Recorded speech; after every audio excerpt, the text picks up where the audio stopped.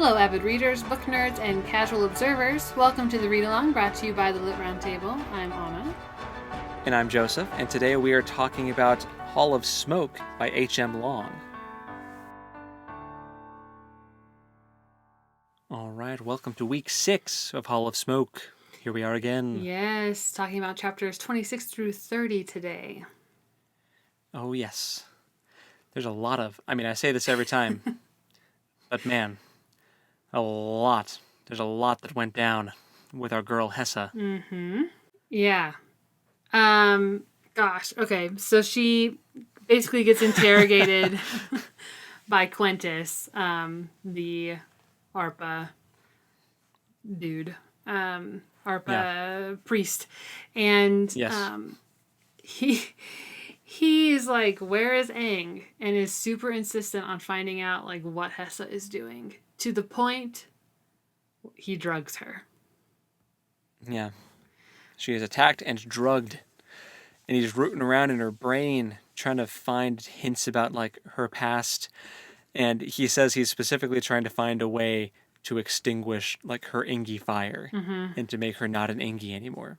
Because he asks her what she knows about vestiges. And we learned that gods can respawn if they have a vestige that's still up and running around, which is something that has some of the power or blood of them that's like not part of them, like the Ingi, which she then she eventually remembers what Ogam said about, Ogam said about her being the only vestige of his mother that he could sense, and basically Hessa is the only way that Aang can like come back to life. If Hessa gets taken out, I'm pretty sure Aang is toast. Yeah. If she's not already. Yeah. Because it sounds like when they're killed, when the gods are killed, it's not like an instantaneous respawn. Like, yeah, it takes some effort.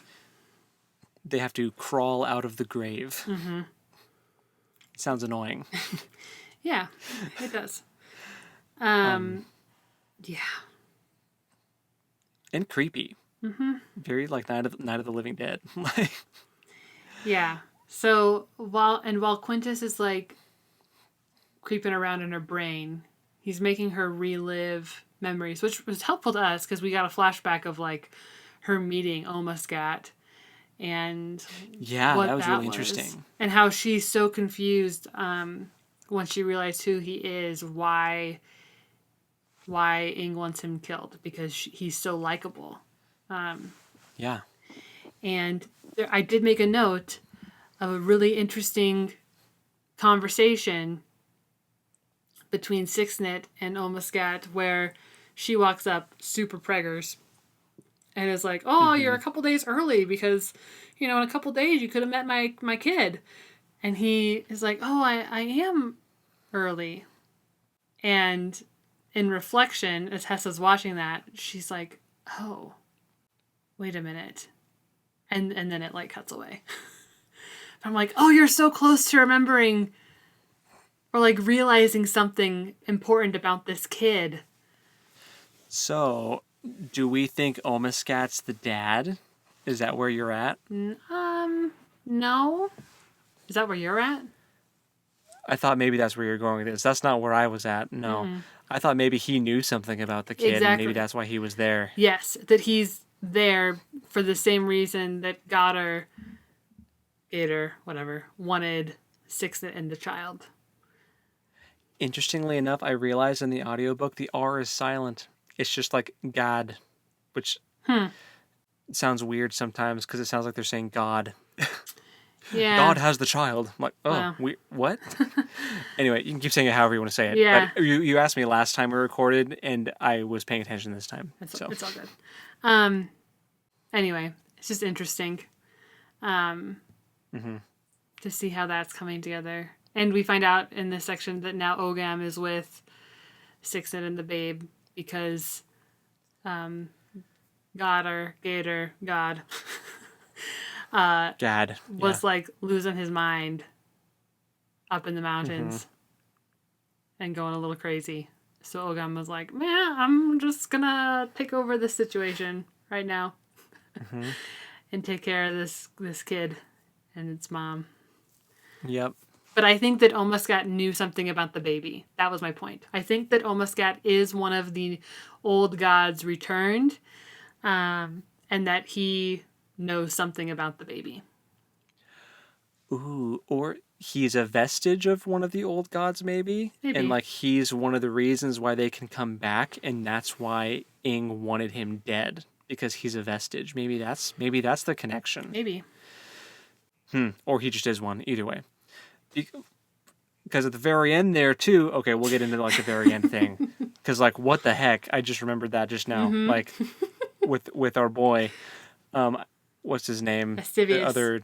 Estivius, yeah, your boy Estivius. So, anyway, she ends up in the high halls, though.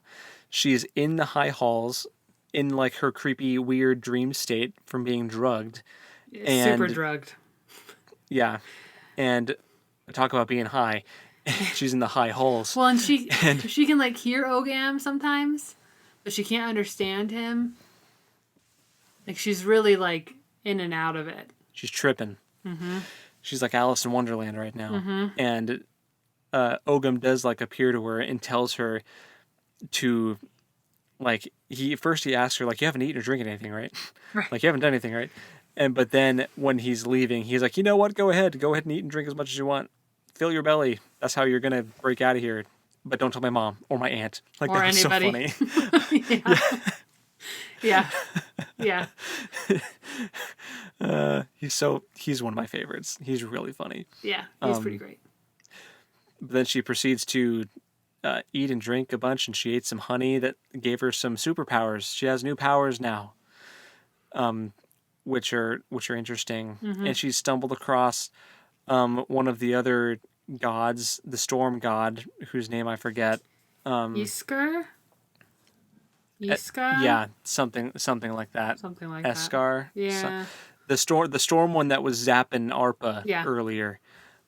Turns out she annually has a baby, which sounds awful. And yeah. like, and normally it's like, there are other goddesses that would be with her, but they're not. wonder why. Well, Yeah. It doesn't take long to figure out why. Yeah. Because she suggests, Hessa asks if she can help her, and she accepts her help, and then it becomes pretty clear that Hessa actually can't do anything to help her. Yeah. And so she's like, is there anyone else I can get for you? And she mentions another goddess that might be in Hessa, in Ing's Hall. So then that's where Hessa goes. And she goes into the Hall of Ing, and I was really, really sad that Yeah. Olden was found dead Yeah. in the hall. And two other lesser gods that serve Ing. Yeah. Yeah. I was really, really bummed out for Olden because he was Nissian's, like, patron god, and now he's dead. Yeah. In a really gruesome way, it sounded like Yeah. the backs of his knees were hacked out and he was killed. Yeah. That's messed up. Yep. But then two of the old gods show up. One of them has a bow. One of them has puppies. Dogs. Some big hounds. And they try to kill Hessa, and she's able to, like, ward them off with her new magic, her honey amber magic, to both get away from the old gods and to wake herself back up. And she kind of snaps to back in the real world, but her blood has that weird amber sheen, and which is kind of indicative of divinity. So she's kind of demigod now, supposedly. Yeah. Yeah. So before she comes, because then she, like, breaks out of her stupor and she's broken the hold that Quentis had on her. And before that happens, he does visit her in the high halls, and there was a moment where he takes her to show her the ARPA Empire, and they're like looking over it, and he's like, look at how vast this is. And do you know what that moment reminded me of? It reminded me of Satan tempting Jesus. Like, look at all the nations and everything. Yes. Like, yeah. It was very reminiscent of that. He even had a bow down and worship me moment with, like, bow down and worship my God. Yeah, he asked her to submit to Lathian. Because if you do, it'll save your people. And Lathian can save your people, basically. Yeah. Gave her the sales pitch. Yep. With a little more force than necessary. Like forcing her to kneel type of thing. Yeah. But it was interesting to get to see the ARPA Empire in all of its glory. A much more developed country, like much more so than anything Hessa's ever seen. Yeah. And much larger than anything she's ever seen. Yeah. That was really interesting. And she also had that moment where she was like, we knew that Castor and all these other ARPA people were like coming north to make a name for themselves. And she was like, oh, so has Quentis, because he's trying to like make a name for himself by bringing these Northmen under the heel of his god. And she realized that the powers of the ARPA gods were real in the last chapter, right? Or the last section that we read. But in this one, she actually like felt it when she was at the temple, like coming up through her feet and like staring at the statue of Lathian was very disconcerting. Yeah. For her. But yeah. And then when she encounters those old gods that have killed 3 of the new gods, they tell her that they've been killing Ingi. So they're the ones that Ogam had mentioned to her. But he didn't know who it was. He just said, someone is killing all the Ingi. I don't know who it is. But now she knows who it is. She doesn't know who they serve, though. That's still a mystery. Yeah. They reveal that they have killed Aang several times. And as recently as just a couple months ago, when Omascat showed up. Yeah. And then as far as the vestiges go, she realizes that she makes a connection that story of the little girl Angie that was possessed by Aang and then dies was like Aang's like using a vestige to come back to life. And like that's super disturbing. But so Aang had been dying for a while. Like she's been like fighting. I think this whole old gods coming back thing has been happening for longer than we've been led to believe. But it's just finally hit like critical mass, like in terms of like the new gods are waning now and the old gods are starting to win. Yeah. Well, in Ogam, when he's visiting her, he makes some comment about, well, I told you're not supposed to be here, and I told you about the new gods having to come to the high halls to feast. And she was like, yeah, but you were just making that up. And he's like, was I? And then he tells her to eat, so like she can become like the new gods. Like I think, I mean that was his intention in the end, was to have her become powerful enough to take care of herself. But I think we may find that there's more to the food and water and things of the high halls than we quite realize yet. Yeah. I'm curious to see if she shows any other like signs of divinity. Like, is she gonna get to crawl out of the grave if she dies? She doesn't have any vestiges. Or does she? Maybe the baby's a vestige of Hessa now. I don't know. I guess she did claim it, but I don't know. I don't know. I don't like that. That would really suck. Yeah, I don't like that. I don't think she would like that either. Because I'm pretty sure that would mean the death of the babe, should she come back. Yeah, and I don't think she's pro-vestige. I don't think she's loving that realization. No. If that happens, it was an unconscious thing. Yeah.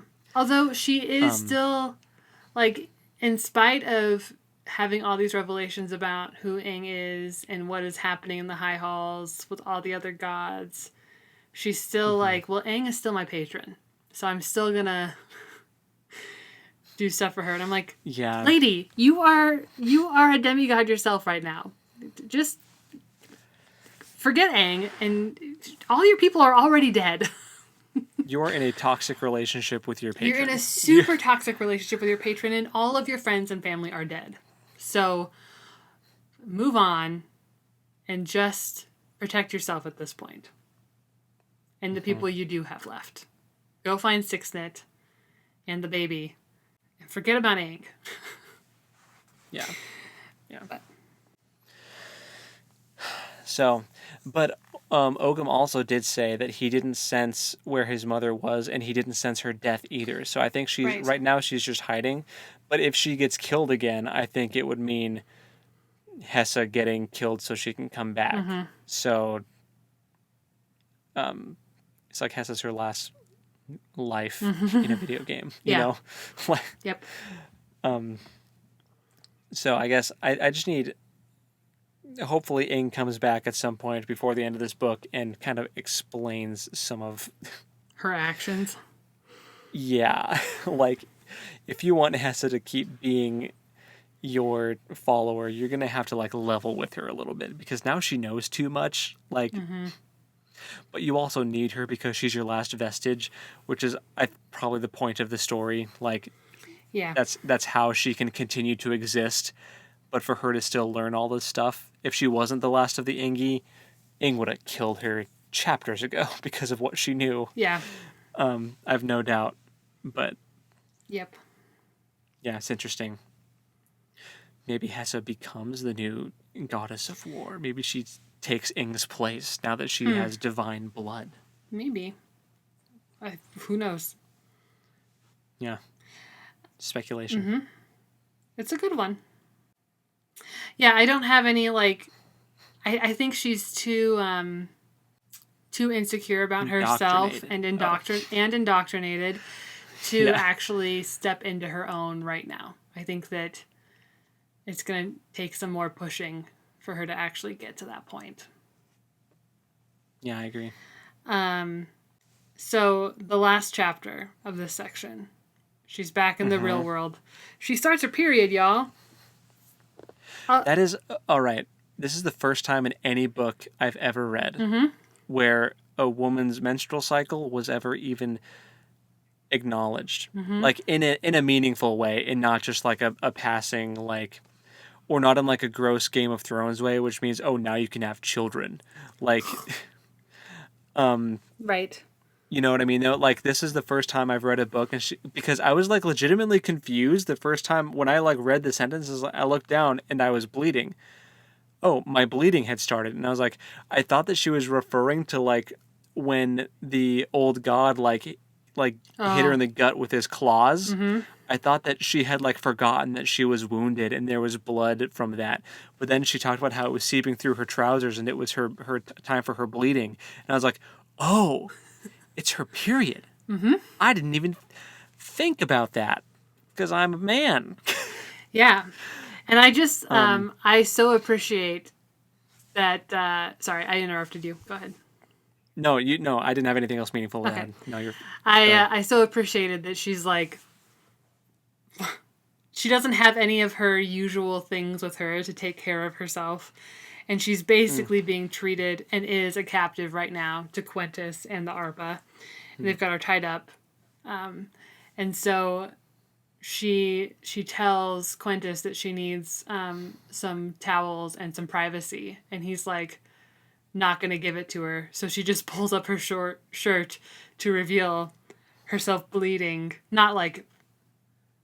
to reveal that she's bleeding through her clothes. She doesn't flash him. No. Yeah, it's just her clothes. And he is so disgusted that he can't... He's just like, ugh, someone else deal with this. Yeah. And Nissian, who she's super embarrassed that it's Nissian because our girl has feelings for Nissian. She's just not going there. Yeah. She's embarrassed that it's him, but he's like really kind about it and doesn't make her feel more embarrassed and goes and gets her the things she needs. Like I was like, oh, that's nice. Mm-hmm. That was well done. Yeah. We had like the expected disgust, and then just like the general like it's a thing. Women have periods. Nissian is the boyfriend who would go buy you tampons. Yes, he did. Yeah. Yeah. So, which I appreciated. It was nice to have something like that in a book. I wanted to mention that if you didn't, how I really appreciated that was in there, because it was just one of those moments. It kind of snapped you back into reality of like, oh yeah, even though she's still like got these new godly powers, she still has a period. She's still human. Like, mm-hmm. Yeah. Yeah. Yeah. I wonder if that blood was also amber and gleamy. It was. She mentioned. It was? Yeah, Okay. she mentioned that because she was worried that someone was going to notice. She's got sparkly period blood. But nobody. Well, I was going to say nobody did, but I'm pretty sure our boy Astivius did notice. I think he definitely noticed. Because she decides that while she's taking care of herself in private, that this is her opportunity to get away. And as much as she wants Nissian to come with her, he's already shown that he would not. Yeah. Because he wasn't willing to give her a knife. Yeah. So that she could like cut out the rags. Like Yeah. Basically, he was like, we need to wait for a better time. This isn't going to work. Don't do this now. But it's like the perfect opportunity. Like they should have just ran. But yeah. So she decides to take the opportunity, and she calls upon the goddess of storm. She's like, if you can hear me, even though you're going through this horrible thing, I could really use some noise. Please cover for me. And then a storm picks up, and she's running, and she's running, and she thinks that it's this goddess that's providing cover for her. I think that it's actually Astivius. Okay. Yeah. Because he catches up with her, and then he says something to the sky that she can't understand because it's not in her language. And then like the storm kind of like picks up, and he's trying to help her. He's like, he gives her a knife, he helps her up, and then he follows her until she's far enough away, and then he sends her on her way. And he warns her not to let the gods know what she stole from them. And this is a dude that hadn't been speaking. He had been speaking very broken Northman, and then he reveals that he's fluent. Yes. And she recalls... Does she recall that she saw his blood? She had seen him bleed. She had seen him bleed before, and it had that amber gleam to it. But she didn't know that that was a god indicator until she was in the high halls and saw it with all of the dead gods. So I think that either it was Astivius or it was his like greater god, because he is, unless he is the god that he was trying to get Nissian to follow. And he's like just trying to gain his own followers, which he could be. That'd be funny. He could be. But yeah, because he was very earnestly trying to tell Nissian, like, you should really worship this god now that Olden is dead. Yeah. And Hessa's like, don't forget you're a northerner. Like, yeah. Yeah. Don't go like messing with these ARPA gods. You're from the north, dude. No ARPA gods. But so I am suspicious that it wasn't actually the goddess that she thought it was that was helping her. I think it was Astivius. That's a good point. I thought maybe the storm picking up like the second Hessa asked for it was more like the goddess being like, I'm giving birth and you abandoned me in this cave? Yeah. You never got me the person I asked for. What? Like it's she's true. angry She didn't. at Hessa. She just bounced. Yeah. I mean, she did. Ghosted. She didn't really have another option. Like there was no way Hessa was going to get out of there without just leaving.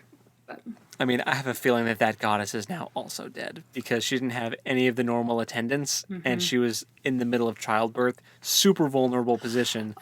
But also, we found out that that's like an annual thing that she goes through. Yeah. I'm like, so wow, that sucks. It must be like tied in with like the seasons and like the storm cycles and Right. stuff. Probably, I don't know. Right. I'm like, ugh. Yeah. That's a bummer. Yeah. A baby every single year. Astivius having Astivius having some sort of link to divinity was a cool reveal. I hope that we get to find out who he is. I knew I liked that guy. I'm feeling so vindicated. Yeah. And even Hessa had to admit that she was she also liked him. He's a likable guy. Yeah. Not Castor though. So, no, Castor, whatever. Lame. Yeah. So, that's where we left off. So I'm super excited. She goes a ways and she ends up in an abandoned Algat house or something, and she's resting. Oh, that's you're right. You're right. The main thing that we ended on was the Astivius reveal. So it's very cool. Very cool couple of chapters there. So what do we get to read for next time? Now let me look. Not this one. Chapters 31 through 30. 31 to 30 through 36. Yep. I was right. You were. I guessed. Good job. Yeah.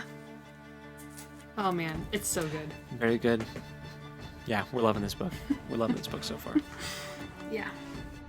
Well, I guess that's all we have for this episode for these chapters. But tune in next time to see what happens with Hessa and Ogam and Nissian and Astivius and Ing. Wow. We'll see if it happens with Ing. And Sixnit and the baby. So many questions. Tune in next time, and until then, happy reading. And we'll talk at you next time. Later.